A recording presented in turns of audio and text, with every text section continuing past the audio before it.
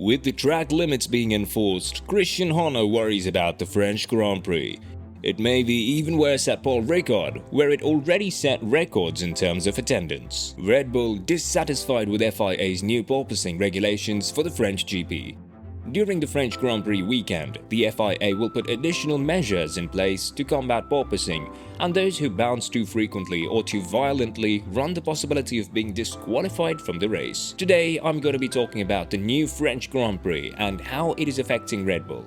So whether you're a fan of the F1 racing tournaments or just want to know more about F1 racing, stick with us and you'll be glad to do so. With 10 races remaining in 2022, porpoising is still a contentious issue in Formula 1.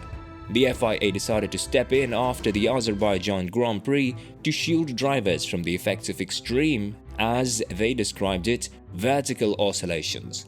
They did so following a race in which Pierre Gasly admitted he was struggling through the weekend with the help of medications, and Lewis Hamilton, Daniel Ricciardo and several other drivers complained of back pain. The FIA then issued a technical directive, a TD, to combat porpoising and stop teams from operating a vehicle that would endanger its drivers. The instructions seemed straightforward. You must adjust your ride height if your automobile bounces excessively or violently to avoid being disqualified. The decision was made to delay the implementation of those restrictions until the French Grand Prix weekend. But what is the most recent development regarding the upcoming rule changes? The formula chosen with teams cautioned. The F1 teams received a fresh draft of the TD with major amendments before the British Grand Prix. The FIA has emphasized that teams should now begin making adjustments to their cars, even though it's only a draft and they still have a week to offer input. The level of porpoising permitted has been built up using a very complicated mathematical procedure. This has established a bouncing limit that will be in effect starting with the French GP. However, it may be raised or lowered down the road if necessary, with the following exceptions: the opening 2 laps of the race, laps behind the safety car, in laps and out laps, and laps on wet or intermediate tires. Sensors will detect how much a car bounces during each lap. Automobiles may get more sensors in the future to monitor bouncing more precisely. If a car bounces more than it's permitted, the FIA race director will notify the stewards and request that the offending driver is disqualified. The measure will be examined throughout the race in Austria to determine whether any alterations are necessary. Then it will be used at the French GP, the following leg on the F1 Tour. The FIA has cautioned teams, though, that they risk being reported to the stewards after the race if they have damaged the underfloor plank by bouncing excessively. That is, the wear from bouncing renders the plank too thin. The floor's rules have changed, right? Regarding the skid planks that are located beneath the floor of F1 cars, the FIA has also enacted new regulations. The flexibility of the floor's bottom plates will be at the center of these modifications. The FIA has emphasized that the floor must not flex more than 2 mm to ensure that the new bouncing formula is fair for all teams. There are only 3 locations on the plank where flexibility is measured, though, by the technical norms, and there are no restrictions on flexibility anywhere else. Therefore, according to the rules, the plank can flex more in some areas, but no more than 2 mm in spots where measurements are recorded. From the French Grand Prix ahead, the FIA is trying to crack down. The board may only flex 2 mm throughout its whole length, with some wiggle room, a rumored 10% being permitted. The FIA will consider a team to have intentionally broken the rules if they race a car with an overly flexible plank. According to the rulebook, the FIA is permitted to tighten regulations related to flexibility testing without seeking input. In 2023, what will happen? If it were totally up to the FIA, additional measures would be introduced before 2023 to end bouncing in Formula 1.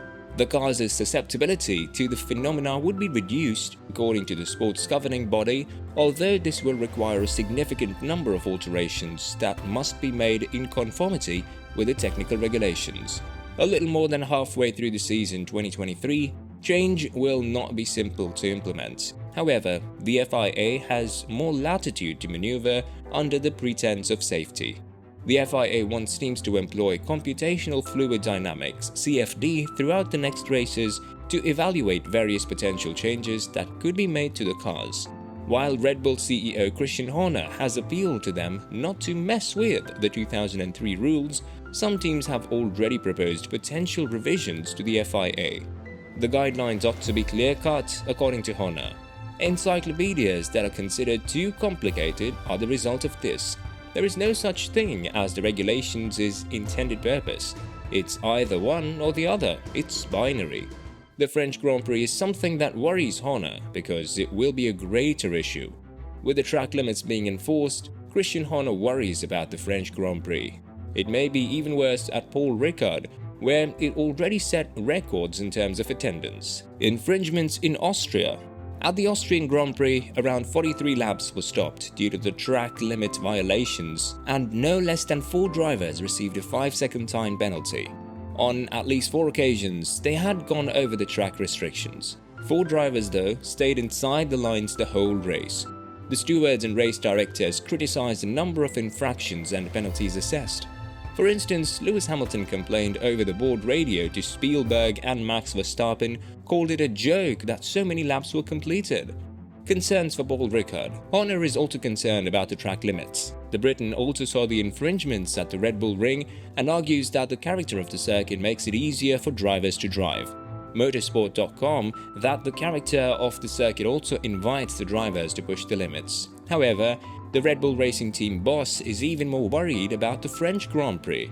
I expect Paul Ricard to be a bigger problem because you can gain time there, and of course you have hectares of asphalt there, so that also invites you to drive off track, Horner said. Before the British Grand Prix, the FIA introduced several significant rule modifications. One of them has to do with cooling the fuel. F1 teams are now permitted to chill the fuel to a temperature of 20 degrees, which can help with overheating issues. Does Red Bull's flexible flow go against the spirit of F1 rules? The FIA permits F1 teams to further cool gasoline. Teams will now be permitted to chill fuel to a temperature of 20 degrees independent of the outside temperature, according to a significant change made by the FIA before the Silverstone race. The teams will be able to take advantage of this in Grand Prix that are more intense.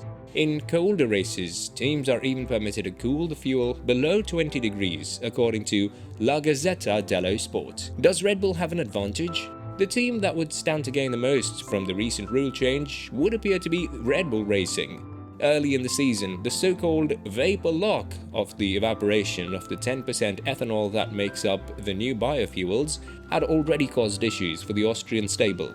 This phenomenon, which is exacerbated at high temperatures and can cause issues with the operation of fuel pumps inside the tank, is thought to have contributed to Max Verstappen and Sergio Perez's double retirement from the Bahrain Grand Prix. Red Bull will benefit from the regulation change, but Ferrari won't leave empty-handed either.